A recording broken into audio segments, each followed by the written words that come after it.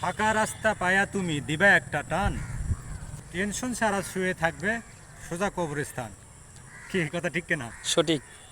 এই জন্য যারা বাইকে আসলে মানে খুব স্পিডে যারা বাইক চালায় আর কি, মানে তাদের উদ্দেশ্যে আমি দুই লাইন বললাম।